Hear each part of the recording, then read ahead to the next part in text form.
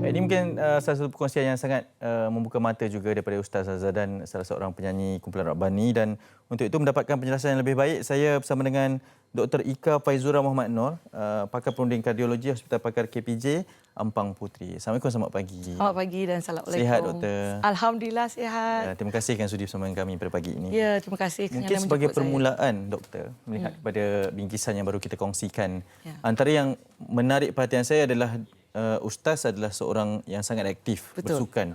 Kawan-kawan semua kenal dengan perwatakan sebegitu, tetapi masih lagi mengalami masalah serangan jantung. Mukadimah ya, Doktor.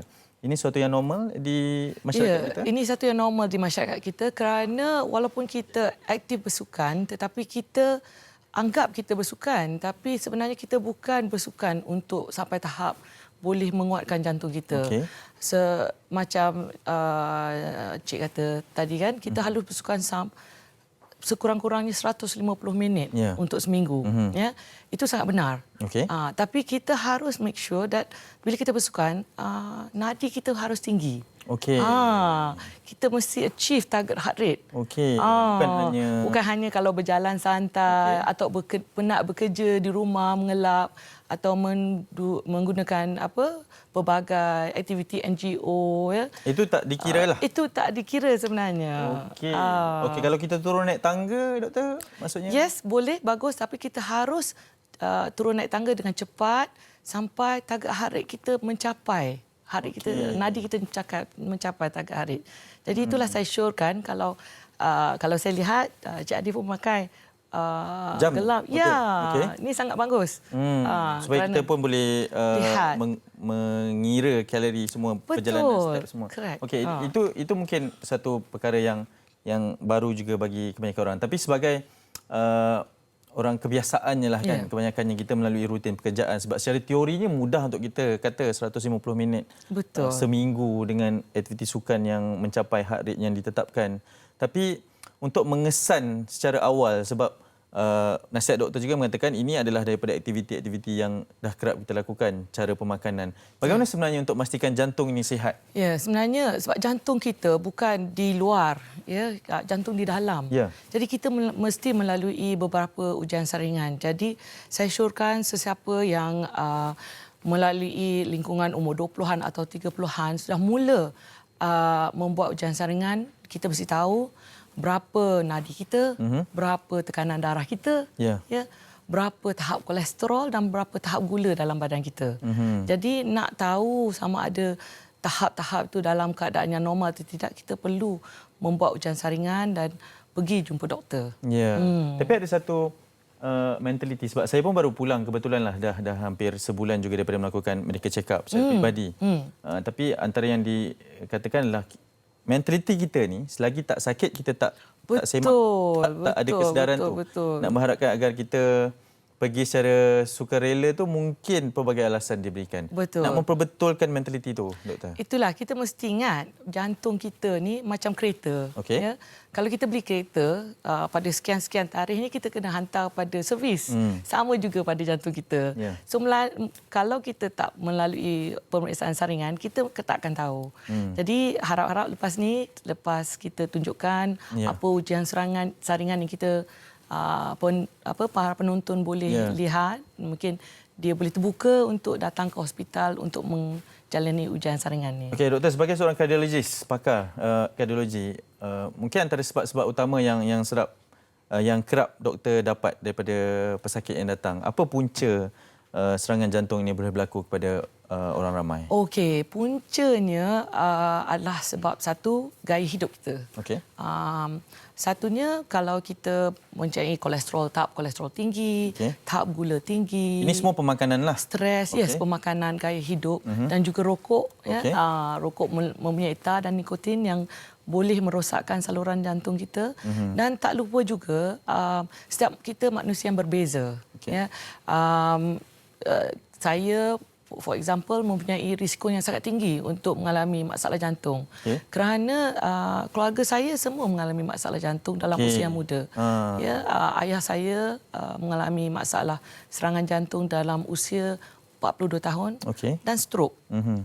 Kebanyakan pakcik-pakcik saya. Okey, jadi family background juga mainkan peranan yang penting. Ya, genetik mainkan peranan yang penting. Jadi oleh itu saya memang dari mula awal 30-an saya sudah mengamalkan gaya hidup sihat dan juga membuat ujian saringan.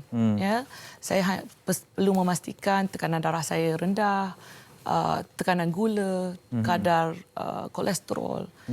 Saya membuat ujian saringan setiap tahun memastikan semuanya berjalan dengan sempurna. Ini peringatan daripada seorang doktor ni berkenaan dengan diri. Ya, betul. Ada perbezaan tak doktor, sebab ada satu kajian juga mengatakan bahawa perbezaan serangan ini boleh terkena kepada jantina lelaki dan juga betul. Secara puratanya kebanyakan pesakit saya adalah lelaki. Tetapi ada juga pesakit wanita yang muda daripada lingkungan 30-an. Ini sangat berbahaya sebab kita orang golongan perempuan akan mengandung, melahirkan anak. Jadi tahap jantung kita perlu sihat supaya kita boleh mengandung ataupun carry baby kita sampai full term dan boleh selamat melahirkan anak kita. Tak maulah kita lahirkan anak kita dan ada juga pesakit saya yang meninggal selepas melahirkan anak sebab dia tak tahu dia mengalami masalah jantung sebelum dia mengandung. Ya, betul. Jadi itu satu poin yang sangat baik juga. Doktor, kita juga dikejutkan dengan sebab kebiasaannya lah normalnya sakit je kerap dikaitkan dengan angka usia salah seorang. Tetapi banyak kali juga kita dikejutkan dengan pemergian mereka yang masih lagi muda. Antaranya adalah salah seorang pemain bola sepak baru-baru ini, Allahyarham Muhammad Solihin Muhammad, pemain Terengganu City FC dan juga Piala Presiden Terengganu, baru berusia 24 tahun. Tapi dikejutkan dengan pemergian yang sangat mengejut kerana masalah komplikasi jantung. Sangat aktif. Seorang pemain bola atau lagi atlet. Jadi usia juga sebenarnya bukan jaminan. Tidak, bukan jaminan. Banyak selebriti di negara kita dan juga di luar yang sangat muda, yang aktif seperti arwah Ashraf Sinclair. Beliau sangat aktif tetapi juga mengalami masalah jantung. Itulah seperti yang saya katakan, jantung kita ni berada di dalam. Dia bukan kulit, kita tak nampak. Jadi oleh itu kita kena perlu menjalani ujian saringan secara berkala. Solusi utamanya ujian saringan lah. Betul. Okey, satu lagi soalan saya sebelum kita ke sana sebab saya sangat teruja untuk menyaksikan apa alatan yang dibawakan ini. Bagaimana nak memastikan bahawa kita tidak terlebih pula menggunakan jantung ini? Maksudnya ialah kalau dah bersenam tetapi kita terlebih bersenam pula sehingga jantung tidak dapat menampung. Ada juga cardiac arrest. Betul. Ketika bermain bola sepak atau sebagainya, serangan jantung pada waktu malam ketika kita bermain futsal. Bagaimana untuk memastikan perkara ini tidak berlaku? Okey, kadang-kadang betul tu. Kalau kita terlebih exercise, ada juga boleh menyebabkan masalah jantung bengkak. Dan juga setengah orang menggunakan steroid. Untuk mendapatkan otot-otot yang tegap, satu sadar. Semua tu boleh menyebabkan kesan negatif kepada jantung. Jadi tidak digalakkanlah. Tidak digalakkan. Okey, baik. Kita nak ke sana, doktor. Saya tak sabar rasanya untuk kita bersama-sama dengan alatan yang dibawakan. Mari. Silakan, doktor. Okey. Mungkin boleh perkenalkan terlebih dahulu yang bersama-sama dengan kita ni, doktor. Assalamualaikum. Assalamualaikum warahmatullahi. Ya, boleh kami ke belakang sana? Okey. Silakan. Yang terbaring ni tak apa, kita tak kacau dulu. Yang ini? Ini Sister Fazidah. Dan ini technician bernama Encik Anas. Dan alatan yang dibawakan? Alatan yang kami bawakan ialah ini ECG atau elektrokardiogram. Sebab jantung kita, ya Cik, dibahagi kepada 3 komponen besar. Okey, baik. Okey, ini salah satu komponennya. Ini komponen elektrik yang kita boleh gunakan untuk melihat irama jantung. Ya. Irama jantung. Irama jantung. Saya nak ke depan ni. Saya tengok irama. Siapa nama model kita ni? Cik Kamarul. Cik Kamarul, sihat ya? Alhamdulillah. Untuk tujuan perkongsian saja. Okey, iramanya bagaimana kalau kita baca? Okey, kalau kita tengok irama di sini, dia nampak irama yang normal lah. Irama yang normal kita panggilkan sinus rhythm. Sinus rhythm. Okey. Jadi alat ini boleh kita gunakan untuk melihat sama ada seorang itu mengalami masalah serangan jantung atau tidak. Okey. Kalau begini maksudnya normal, alhamdulillah. Setakat ini masih baiklah cara hidupnya. Masih baik. Tapi kita perlu ingat jantung berada di dalam. So ini adalah ujian yang basic sahaja. Okey. Kalau masih lagi mengalami sakit dada yang serius, kita perlu buat ujian yang lain seperti ekokardiogram. Okey. Ya, di sini kita boleh tengok. Ekokardiogram. Ya. Okey, silakan. Bagaimana ekokardiogram ini berfungsi? So kita masam ni antara komponen yang jantung yang lain. Ya. Kalau kita lihat, Encik Anas akan membuat demonstrasi bagaimana kita melihat struktur jantung dalam badan kita, ya. Yang wayar-wayar ni tadi ECG ni lah. ECG, ya? betul. Okay, jadi kalau kita nak buat ekokardiogram ni, Yes. dia sama macam nak ultrasound tu, Ya, teknik yang sama, tapi bukan kita lihat baby, tapi kita melihat jantung. Okey. Dan ini memang pandangan live lah ni. Yes, maksudnya. pandangan live. Bahagian mana tu doktor? Mungkin doktor boleh terangkan. Okey, ni bahagian jantung kita. Okey. So jantung kita mempunyai 4 komponen ruang. Okey. Ya. So setiap ruang ni mempunyai dinding, ya, dan juga pintu. Berdegup laju nampak Ya.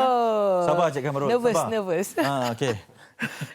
Saya yang dup ni. Okey, ada 4 ruang. 4 ruang, Okey. ya. Ruang pertama ni ruang di sebelah kiri, ya. Dan kalau lihat macam tangan yang bertepuk, ya. Itu valve. Okey, itu valve dia. Okey. Atau injap, ya. Okey. So jadi ada juga masalah jantung yang disebabkan oleh injap lemah ataupun injap yang tak berfungsi, di mana dia sangat ketat, dia tak boleh buka dengan sempurna dan juga dia tak boleh tutup dengan sempurna. Jadi ada backflow. Okey. Kita boleh kalau lihat. sebegini apa yang kita nampaklah sebagai seorang ahli keluarga mereka yang melakukan ujian ni, apa nasihat doktor akan berikan sekiranya kita nampak image sebegini? Kalau kita nampak image sebegini, kalau pesakit masih lagi sakit jantung, saya syorkan kita buat ujian yang lain seperti ujian larian, ya, ujian CT scan, nak tengok saluran jantung ada tersumbat atau tidak. Dan semestinya kalau seorang itu mengalami masalah serangan jantung, ya, kita perlu membuat ujian coronary angiogram seperti yang dilalui oleh Ustaz Rabani. Ustaz daripada Kumpulan Rabani. Ya, betul. Maksudnya yang sekarang ni kita saksikan normal? Struktur jantung normal. Alhamdulillah. Subhan Anas tengok kita 4-chamber view. Yes, cuma dia berdegup laju je lah, ya? Ya. Nervous lah sedikit. Kalau ni kita boleh lihat lah. Ruang jantung ada 4, ya. 1, 2, 3, 4 dalam jantung kita. Nampak secara terang, jelas dan nyata. Ya, tak pernah nampak lah jantung sebelum ni, kan? Tak pernah. Okey, So, kita ada seorang pemanggil. Ya. Doktor dari Sungai Petani Kedah kabarnya. Assalamualaikum. Mungkin boleh hubungi semula sebab ada pertanyaan yang ingin ditanyakan. Okey doktor, sebagai seorang yang ingin mendapatkan proses perkhidmatan sebegini, ataupun mungkin kita nak ceklah jantung kita, kan. Adakah ianya, sebab antara yang paling ditakuti adalah ialah jumpa doktor je kita takut sakit lah. Betul. Kan, mentaliti tersebut dan kos yang diperlukan untuk ujian sebegini, doktor. Okey, rata-rata banyak disebabkan oleh masalah COVID yang kita mengalami sekarang ini. Kebanyakannya di hospital kerajaan lebih tertumpu kepada COVID. Ya. Itulah masalah utama yang kita perlu hadapi sekarang ni. Tetapi banyak juga hospital swasta yang mempunyai package. So kalau kita di package tu lagi murah lah, cik, ya. So dia akan berbagai package ada. Men wellness, ya, package hormon, package jantung, ya. So ada juga kecergasan sukan. Betul, Kondisi jantung kita. Antara simptom-simptom yang kalaulah saya, sebab kadang-kadang kita rasa sihat dah. Hari pergi berlari ni. Betul. Tapi kadang-kadang tak tercapai pula heart rate yang dikatakan tadi. Ini pengetahuan baru juga ni. Sebab bagi saya kalau dah berlari tu dah cukup. Cukup 150 minit, beritahu doktor saya dah buat seminggu. Okey, kalaulah ada simptom-simptom yang tiba-tiba sahaja, apa yang perlu kita ketahui? Sakit dada ke? Muntah-muntah ke? Okey, jantung ni sangat unik. Dan pesakit jantung pun unik. Saya kebanyakannya biasanya adalah sakit dada atau kadang-kadang sakit perut. Sakit perut pun? Itu sebab kadang-kadang doktor agak boleh tersilap membuat diagnosis kerana pesakit ini datang dengan sakit perut. Yeah. Tapi kalau kita buat ujian ECG, ujian echo, dia boleh menunjukkan patient mengalami masalah serangan jantung. Yeah. Tapi rata-rata adalah sakit dada yang sangat besar. Ya. Cara mentekan diikuti juga dengan susah nafas, berpeluh, ya. Naik sampai ke rahang. Sakit tangan, ya. Okey. Tapi ada juga pesakit yang datang tiba-tiba je jatuh. Collapse di situ. Okey. Kita ada satu komen yang ingin kita bacakan. Mungkin boleh mendapat perhatian dari doktor juga. Ini rakan kita di Facebook. Dengan namanya D Sade. Salam, saya dulu pernah didiagnos penghidap arrhythmia dan bacaan kolesterol saya juga ada tapi tidaklah tinggi mana. Soalan saya, adakah mungkin saya juga boleh dapat serangan jantung? Doktor, silakan. Okey. Betul ke sebutan saya itu? Arrhythmia. Arrhythmia, betul. Alhamdulillah. Betul. Okey. Sebagai yang saya terangkan tadi, jantung kita mempunyai 3 komponen. Satu elektrik, ya, struktur dan juga pipe saluran darah. Ya. 3 komponen ni berbeza tapi saling berkait antara satu sama lain. Okey. So apa yang dialami oleh rakan Facebook kita ni adalah masalah elektrik jantung, arrhythmia. Ya.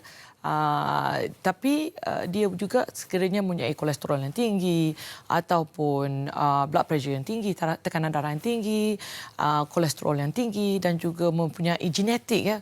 Kaum keluarga terdekatnya mempunyai masalah jantung juga mempunyai risiko untuk mendapat masalah serangan jantung. Tapi kalau kita macam saya tak pasti perempuan ke lelaki yang tadi, ya. Betul. Tapi gambar nampak macam perempuan kan. Kalau perempuan kurang sikitlah risikonya. Selagi kalau kita masih ada lebih tinggi. Ya, lelaki secara puratanya mempunyai risiko slightly higher daripada kerana kita mempunyai estrogen dalam badan kita. Itulah anugerah pula. Anugerah asli. Sabarlah Cik Anas. Okey, saya ada seorang pemanggil yang ingin kita raikan juga. Assalamualaikum, selamat pagi. Cik Mirul. Cik Khairul. Ya, saya Khairul Aswad. Ya. Silakan. Khairul Aswad dari Sungai Petani. Saya nak tanya soalan. Ya. Tahun lepas saya ada buat bypass jantung bulan 6. Okey.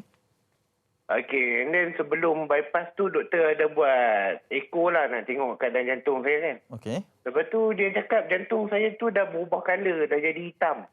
Lemahlah mungkin. Dah jadi hitam.